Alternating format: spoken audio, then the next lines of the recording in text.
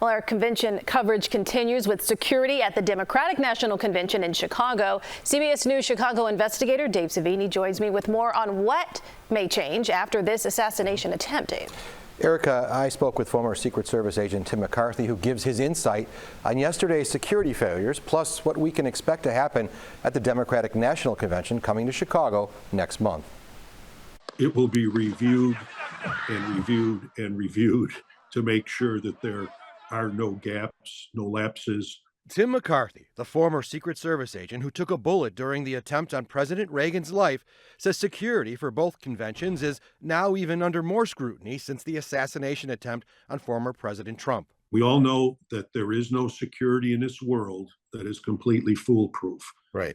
Drones, standoff weapons. I know Secret Service has spent a lot of money on technology to defeat some of those things. Unlike the Pennsylvania attack on Trump, which was an open area event, the cover of the United Center will protect against another sniper attack.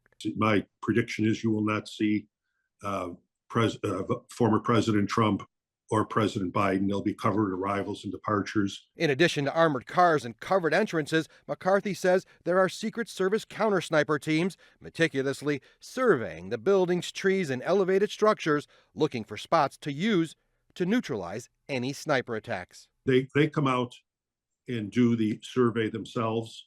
They determine what they need as far as resources. They need 1 team, 2 teams, 3 teams. But if there is gunfire, he says, they are trained to immediately cover and evacuate the target, which didn't completely happen yesterday. Were you surprised that we ever saw Trump's head again, or a spot of his body that they could get a shot off at? Surprised, but not surprised. You could see the Secret Service agents trying to put their hands over his head. I saw a very uncomfortable position to be in.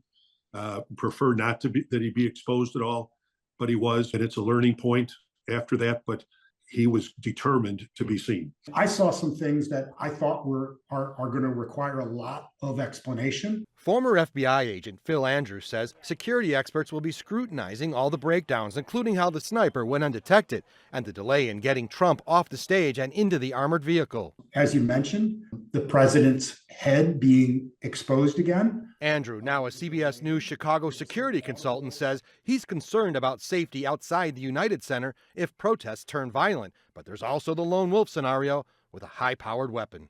The reality is this kind of mass attack using this kind of weapon with the profile of what looks like to be this type of individual is actually very common.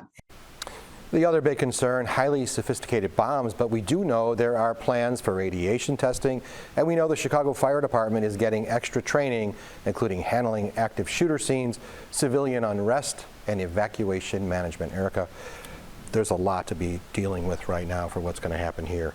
Absolutely. And the scale of this here in Chicago will be massive. Yes. Thank you, Dave.